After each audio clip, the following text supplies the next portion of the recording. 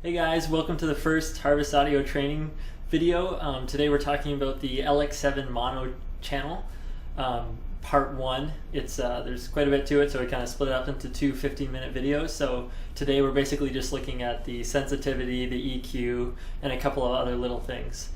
Big thanks to Paul, Brandon, and Karen who helped me shoot this video.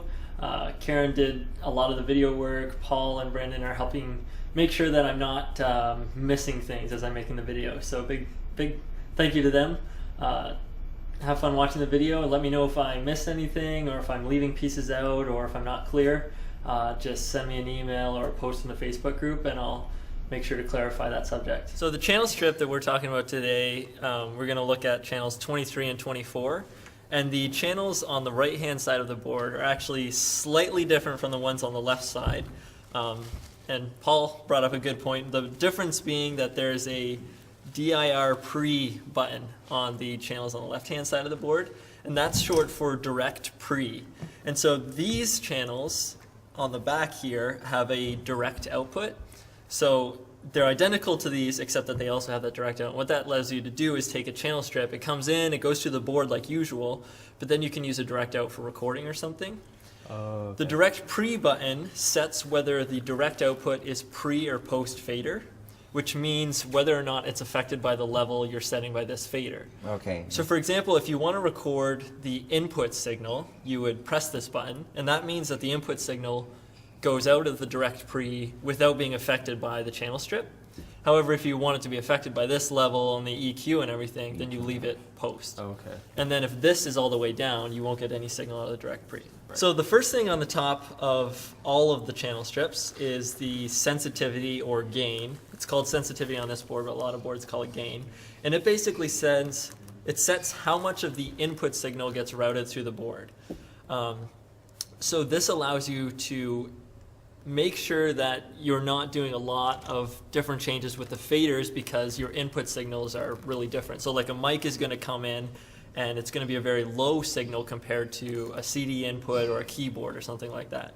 So you will bring the sensitivity up for a microphone, and that will allow you to use a signal that's approximately the same level throughout the rest of the board. So that's the first thing you want to do with the signal coming in, is set the sensitivity. To do that, you want to be able to see what the input signal is. And so you click the pre-fader listen button. And what this does is, first of all, it routes the input signal out of the headphone. So if you're listening, you'll be able to hear just this channel strip. And it also lets these lights show the input level of that signal. So now if I turn the gain up, you can see I'm starting to get a little bit of level from that signal. So you can hit the pre-fader button to listen to and set the gain for this channel. And then when you bring the gain up, you start to see some level indicators on the mains here. So you want all of the gain to be approximately the same here. So for a mic to get, plus 4 dB, I might have to go up to, negative 40 sensitivity. But because the CD comes in pretty hot, I'm actually going to set it to around negative 20. And the goal here is to get it to around 0 on all of your channels. That's what you're going for. And what like on here?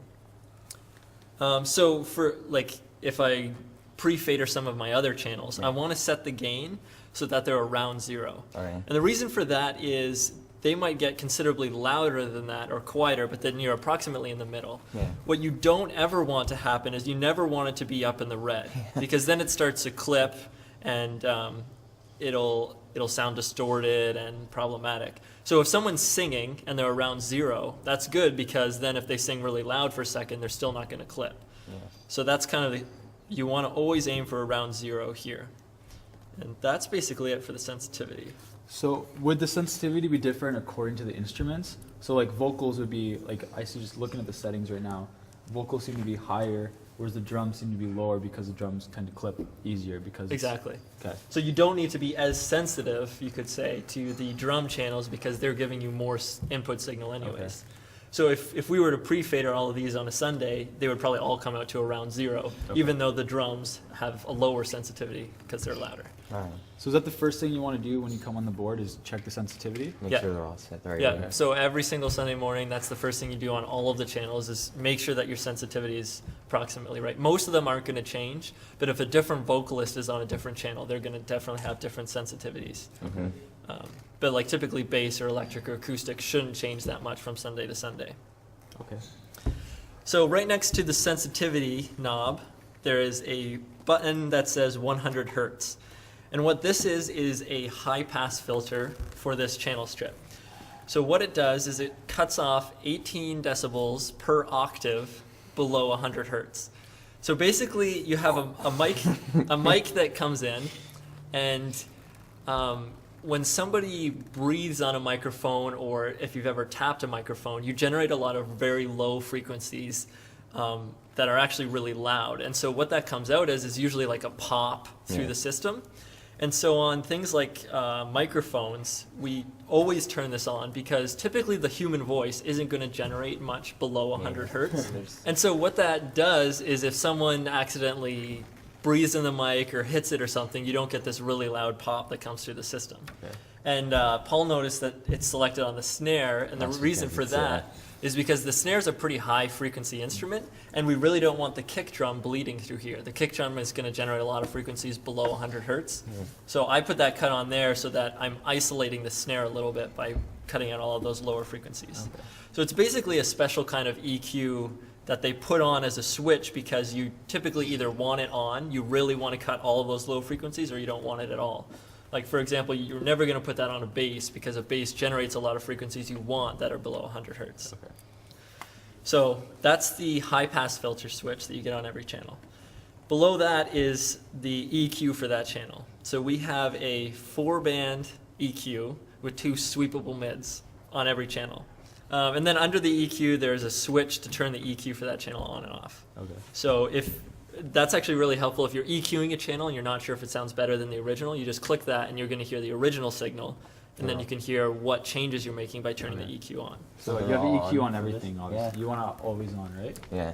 Basically. Okay. And so the settings here, everything's pointing straight up, which means we're not making any changes to the signal at all, because the way each of the bands work is you can either boost or cut a frequency. So basically there's a high frequency, a high mid, a low mid, and a low frequency. So the high frequency and the low frequency are basically your bass and treble. Okay. And they're centered at a specific frequency, which I should know because it's in the manual, but I don't know what it is. I think the high frequency, my guess is that it's probably around like 20 kilohertz. It's like extremely high frequency. The low frequency is probably around 50 hertz or something like that. And so what the white knobs on here let you do is either turn that frequency and frequencies around it up or turn them down. Okay. So for example, if you're working with a voice and you're not hearing enough of the S's or the T's, for example, then you can turn this up because S's and T's are approximately in that frequency. range, and that's actually going to boost just those I'm frequencies. learning something. Now, the way the cuts and boosts work is they are basically a bell curve. So you have the frequency like this, and say where my fingers touch is around 20 kilohertz, and I turn it up. I'm really turning it up along with frequencies around it. So it's not like I'm only turning up one specific frequency, I'm affecting a range of frequencies. Okay. And that's called the Q size. So on our EQ here, we have a fixed Q size, so we don't really know how much of the frequencies we're affecting, but some boards have a selectable Q or a sweepable Q where you can either make it very narrow if you want to affect only like a very specific frequency, or wide if you want to turn kind of everything up a little bit. So that's basically what all of the white knobs do, is they either cut or boost a frequency or range of frequencies. So if I turn to the left, it'll cut it, and then to the right will boost it. Yeah, so it says here like negative on this side and positive on this side in decibels. So you can go up to 15 dB up or down to 15 dB below. The top one is treble, the bottom one's bass, Right. and this one's mid. This one's your high mid and this one's your low mid. High mid and And low then- mid, okay. That's true. But like I said, these are what we call sweepable mids. So there's also these knobs that have black on them. And what they allow you to do is select the frequency that you're adjusting in that mid. So you can see here it says around 3K, the bottom is 550 hertz, and the top is 13 kilohertz. So what that allows you to do is get very specific control. So I can say, okay, I want to cut 600 hertz. So I select 600 hertz with my sweep, and then I cut it with this knob. So that gives you a lot more control than the high frequency and low frequency, because you know exactly which frequency you're playing with. So it targets a specific frequency you And want to then you boost or it cut. Right. boost it. Okay. So it gives you a lot more control over what you're changing. And one of the really nice things about the sweeps is what you can do is cut, say, for example, and then sweep through the frequency range, and you'll hear The difference. the difference. And you'll be able to tell which frequencies you're listening to. So, for example, say there's a voice that's coming through, and it just doesn't sound right. You know that there's too much of a frequency, but you don't know which frequency. You can just, cut it, and then try to find the frequency by sweeping the mid through the different ranges. And then Searching from there through you a can radio. adjust if you want to. Yeah, less or more. Okay. Exactly. Okay. So to demonstrate that, we have the gain set for this. So that's the unaffected signal, basically. Okay. So what we can do is boost the treble, cut the treble, and so that's what that frequency sounds like, right? So now we can boost the lows, or cut the lows, right? And so you start to learn what those frequencies sound like. Now the way these mids work, so say I boost, right now I have this set on 3 kilohertz, and then I can sweep, so listen really close. Looks like a wah. Yeah. It is a wah. That's how wah works. But so what I'm doing is I'm boosting a frequency, and then I'm changing. So it's like I have this curve on my equalizer, Yeah. and I'm moving that curve To where you want to it. where I want it. Yeah. So Is that affecting the note though? No, I don't think so. it's not affecting the note; it's affecting the volume of notes. Okay. Yeah. So basically, if you said the cymbals were a note, what I'm doing is turning that note up or down, Okay. depending on what I want. Right.